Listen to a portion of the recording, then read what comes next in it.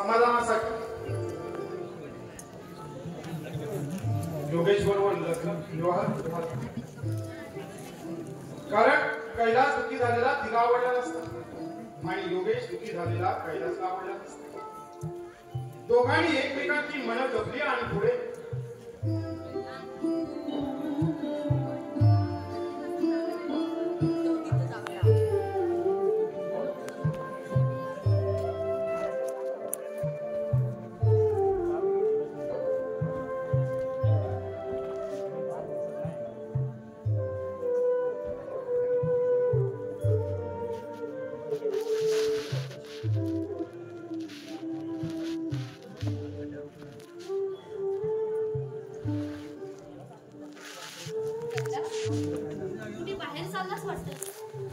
हो थोडं काम आहे. मग आज उशीरच झाला. खरं म्हणजे लवकरच जाणार होतो पण डोळेच उघडत नाहीत ना सध्या. थोडा वेळ थांब, चहा देते तुला. चहा नको मला सध्या. चहा सुद्धा कमी केलाय तुला माहितच आहे. माझं लग्न झाल्यापासून बराच बदल होऊ लागलाय तुझ्यात. हल्ली माझ्याशी बोलायचं सुद्धा मुद्दाम टाळतोस तू. का? कसं का? अगं तुझा काहीतरी गैरसमज होतोय. अगं तसं मुळीच नाही. अगं मला बदलण्याचं कारणच काय? अगं माझ्या शब्दाला किंमत देऊन तू योगेश बरोबर लग्न केलंस. मग तूच सांग. अगं माणसाच्या मनात सारखं झालं तर कोणाला वाईट वाटेल? तू सगळ्यांना फसवशील तुझ्या या रागवी स्वभावाने. पण या वैशालीला नाही फसवू शकणार. कारण माझ्या एवढं तुला कोणीही ओळखू शकणार नाही. अगदी योगेश सुद्धा. असं का वागतोयस तू? कैलास, ह्या जगात मी एकच गोष्ट सहन करू शकत नाही. ती म्हणजे तू दुःखी झालेला. आमच्या सुखाचा, स्वतःच्या सुखाचा, समाधानाचा त्याग केलास तू. आणि आता अगं वेडी आहे गोष्ट. अगं आता पुढे सगळं विसरायला हवं. आता लग्न झालंय तुझं. अगं आता तू माझ्या योगेशची पत्नी आणि मी झालो तरी तुझ्या नवऱ्याचा मित्र.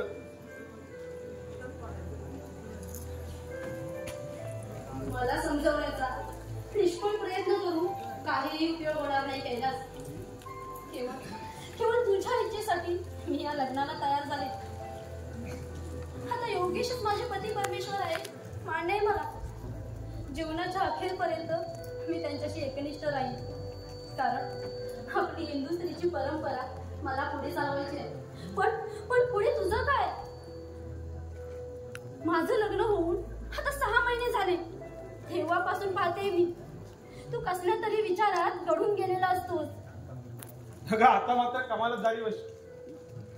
अगं वेडी आहेस का? अगं असिस्टंट इंजिनिअरिंगच्या परीक्षेला बसलो. सारखा अभ्यासाचा ताण असतो आणि म्हणून तसा मी तुला थकलेला दिसतो. खोटं, साफ खोटं. गुलाबाच्या फुलाचे काटे टोचले म्हणून कोणी परवा करत नाही. पण तुझ्या बाटलीच्या काट्यावरून जाण्याचा वेडगळपणा सुद्धा कोणी करणार नाही. पण तू केलास. आणि आता त्याच्या वेदना सहन करतोय. अगं हा भ्रम आहे तुझा वश.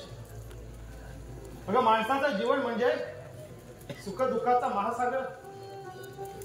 अगं जगात सुखाच्या साखरेपेक्षा दुःखाचं मीठ अधिक चोखावं लागतं माणसाला. आणि मी दुःखाला कधीच घाबरत नाही. अगं मी लहान असतानाच माझे आई वडील वारले तरी सुद्धा मी आज स्वतःच्या पायावर उभा आहे. जसं मी तुझ्या विनंतीला मान दिला ना तशी माझी सुद्धा तुला एक विनंती आहे. माहित आहे ते मग. अगं मी लग्न करावं हीच इच्छा आहे ना तुझी? होय कैलास. असं एकटं एकाकी किती दिवस राहणार आहेस तू? सध्या ठीक आहे पण पुढे काय? पुढे काय? असंच. मी माझी शपथ मोडणार नाही. मी लग्न करणार नाही. माझं ऐकणार नाहीस तू कैलास? नाही. ही गोष्ट सोडून तू काही ऐकेन. अगं वेळेला तुझ्या आणि माझ्या योगेशच्या सुखासाठी मी माझं अग्निदिव्य करायला तयार आहे. पण मी यापुढे लग्न करणार नाही वैश. अगं मी माझ्या आयुष्याच्या चित्रपटाचा विचार करू लागलो ना की असं वाटतं अगं स्वतःच्या मनाविरुद्ध लग्न करण्याची जेव्हा पाळी येते ना, अगं तेव्हाच आयुष्याला खरी सुरुवात होते. माझं सुद्धा ऐकणार नाहीस तू कैलास. जाऊ दे वैश. अगं माझ्या आयुष्याचं गणित आता कोणी सोडू शकणार नाही. आणि सोडवण्याचा कितीही प्रयत्न केला ना तरी शेवटी उत्तर हे शून्यच आहे ना. तेव्हा यापुढे तू माझा विचार करू नकोस. अगं तू तुझ्या संसाराचा विचार कर. अगं योगेश आज येणार होता ना मुंबईहून, अजून आला नाही का? नाही, बहुतेक संध्याकाळपर्यंत येतील. पण त्याने त्या दिवशी तुझ्या लग्नाबद्दल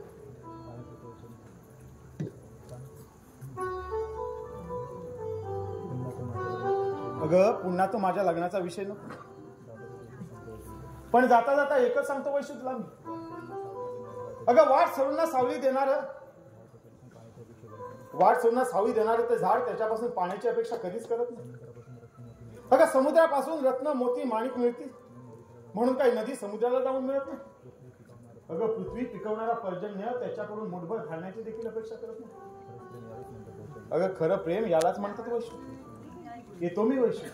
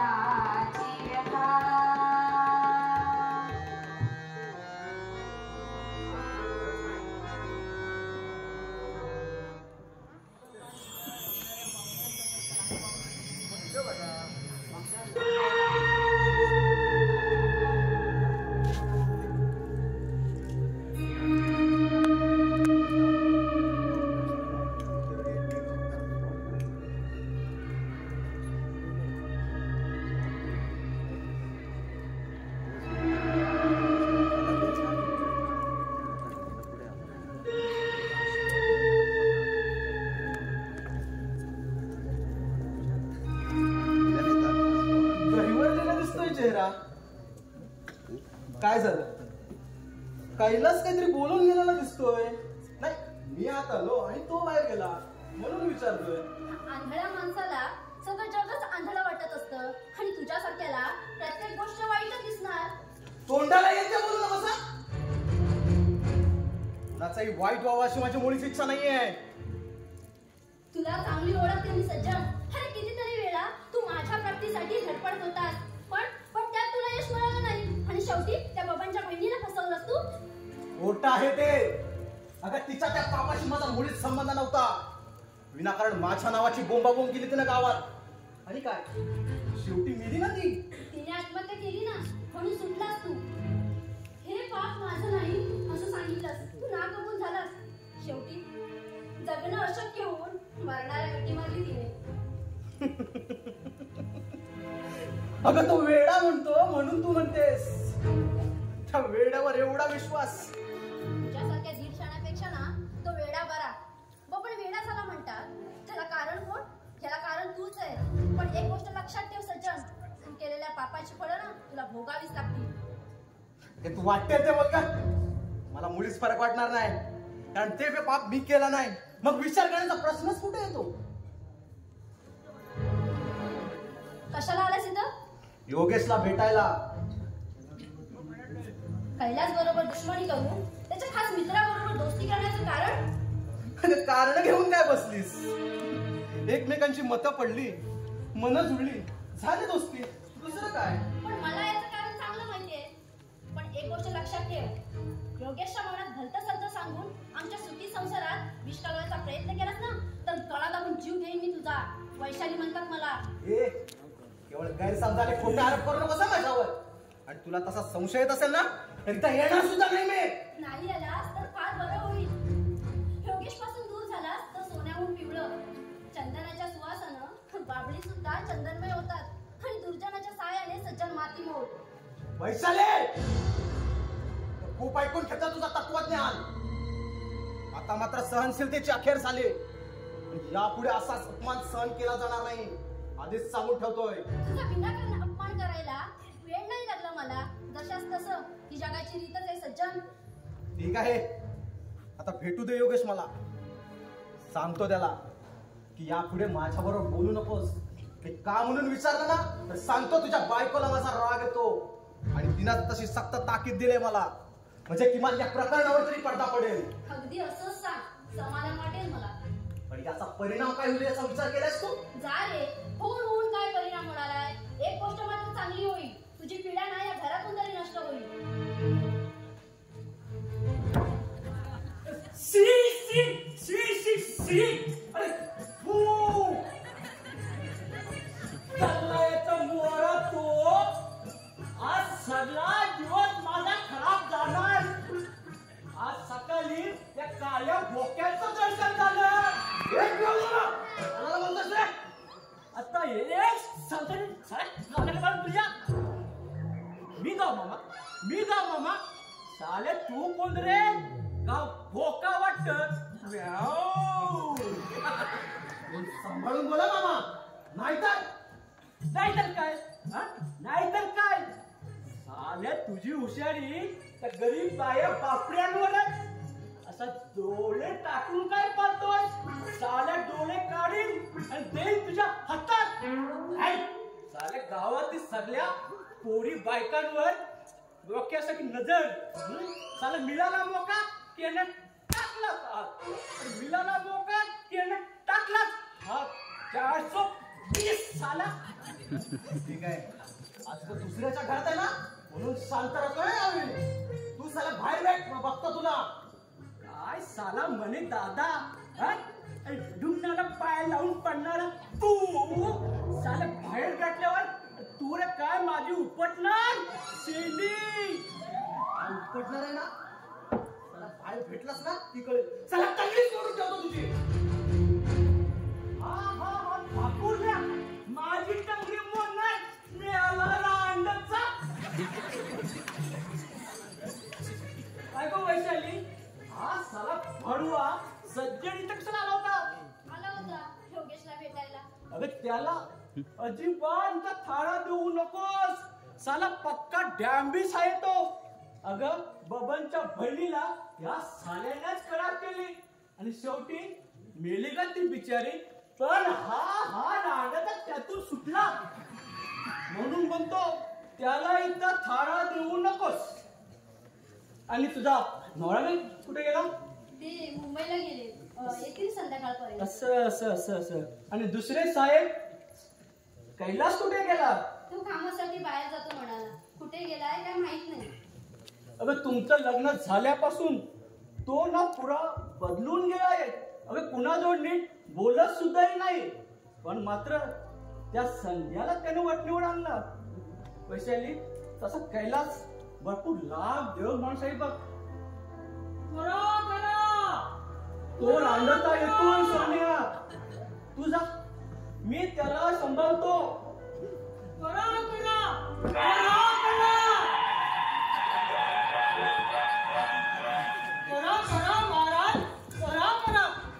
सगळे बोकड कापले गेले.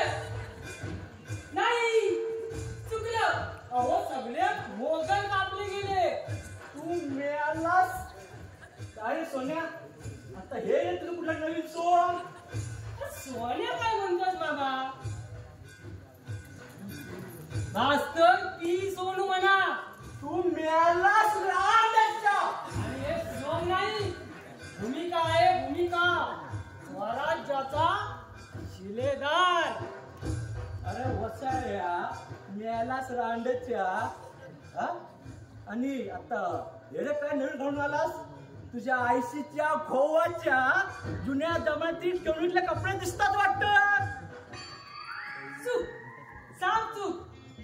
अहो हे माझ्या वडिलांचे कपडे नाही, तर रात्री आपल्या गावात सादर होणाऱ्या स्वराज्याचा शिलेदार या दणदणीत ऐतिहासिक नाटकातील शिलेदाराचे कपडे आहेत ते. आता काय रे बोलू मी? अरे नक्कीच साले तुझा जन्म ना साले अमोशाला झालेला दिसतोय. भडव्या अरे नाटक काय कोण भूमिका करीत नाही की काय? पण तुझी मात्र सर सोन्या कोणालाच येणार नाही. आता अगदी बरोबर बोलला सा मामा. अहो माझ्या भूमिकेची सर कुणालाच येणार नाही बघा, कारण माझा अभिनय तसा जबरदस्त आहे.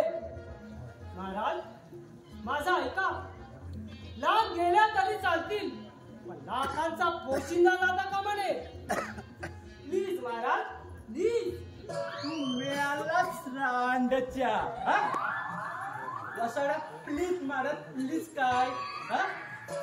शिवाजी राजांच्या काली साले इंग्लिश बोलायचं काय कोणी? तू मिळालाच रांडच्या होणार नट साले असल्या नटला जोड्याला हाणायला हवा. चूक झाली मामासाहेब, पुन्हा असा गुन्हा होणार नाही. छत्रपतींच्या नावाला कलंक लागेल असं वर्तन आम्ही कधीही करणार नाही.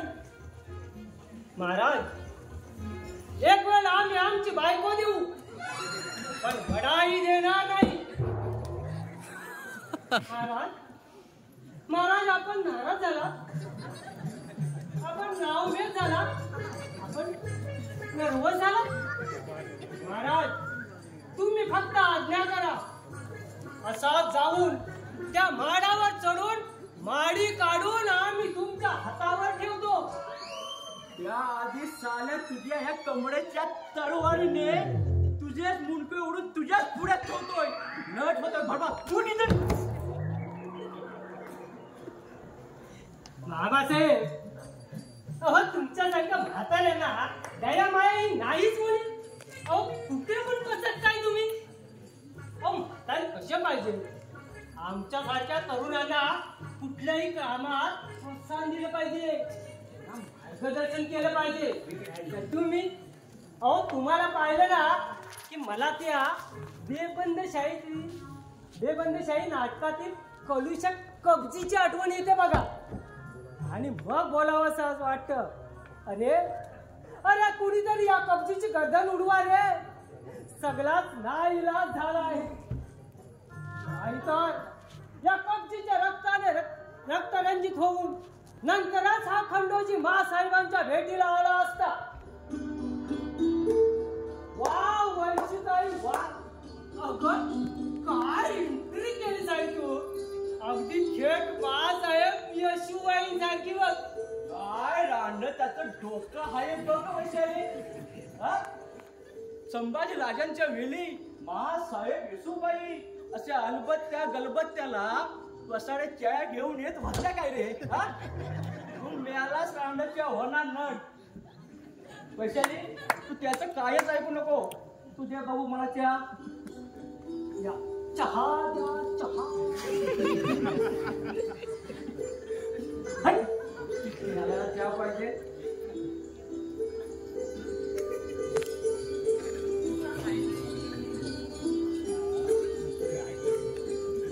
काय चहा झाल्या वंशित आहे, एकदम मस्त बनवलाय.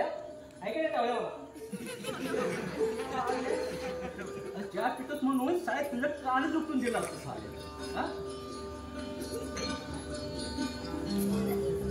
बाकी मामा नटाला चहा हवा नाही का? काय सांगतो नटाला चहा हवा? अरे नट लोक चहा नाही पित, मग त्यांना दारू लागते, दारू. आणि ती सुद्धा पहिल्या धारेची. मागे आपल्या गावात मुंबईची नटी आली होती. काय तिनं चक्क्या दारू पिऊन स्टेज वरती धिंगाणा घातला. आणि तिची ती आता तिची तिच्या त्या चरबीचा लगदा पाहून अरे मी तर तिच्यावरती फिदा झालो होतो. मतलब सकाळी उठून तिला आय लव्ह यू बोलणारच होतो, पण साली पळाली रे. पण काय रे सोन्या, आता ह्या तुमच्या आत्ताच्या नाटकात हिरोईनची भूमिका कोण करताय रे? आणि ती दिसायला तळणी आहे की म्हातारी आहे रे सोन्या? पिकलेल्या पाण्यात हिरवळ डोकावते म्हणतात ना, ती ही अशी. अहो म्हणून तुमची कवळे उडाली, टक्कर पडली. आता हरत आले तुमची मसना, पण बायकांची काळजी मात्र यांना. अरे सोन्या, अरे म्हातारा झालो म्हणून काय झालं रे? शेवटी मी माणूसच आहे ना. आता माणसाने माणसाची शाकुची नाही करायची तर मग कोणाची करायची रे सोन्या? बाबासाहेब, हे बघा, रात्री मी नाटकाचा नायक आहे, नायक, हिरो हिरो. आणि माझी नायिका हिरोईन आहे, हिरोईन. काय बोलतोस काय? मुंबईच्या कामगार रंगभूमीवरील सुप्रसिद्ध अभिनेत्री, गायन कोकिळा सुनंदा खालापूरकर. अहो काय साली भूमिका करते म्हणून सांगू. अहो ती गंभीर होऊन जेव्हा बोलते ना, तेव्हा टपाटप टपाटप पाणी पडते प्रेक्षकांच्या डोळ्यातून. आणि गाताना एखादा राग जेव्हा आळवते ना, सगळे मंत्रमुग्ध होऊन हलवू लागतात आपापला हात. अरे वसारे आधी बोल ना. तिच्या आईला मग रात्री ना यायलाच पाहिजे तिच्या त्या खाली पुरी कडला बघायला. असं अभद्र बोलू नका हो. मला नाटकात अश्लील चालत नाही. अहो भलतच काय बडबडताय तुम्ही? सुनंदा खालापूरकर काय? खालीपुरी नाही, खालापूरकर. काय सोन्या भाऊ, कुठपर्यंत आले तुमचं नाटक? नटी वगैरे जाग्यावर आहे ना? कुठे पळाई तर नाही ना?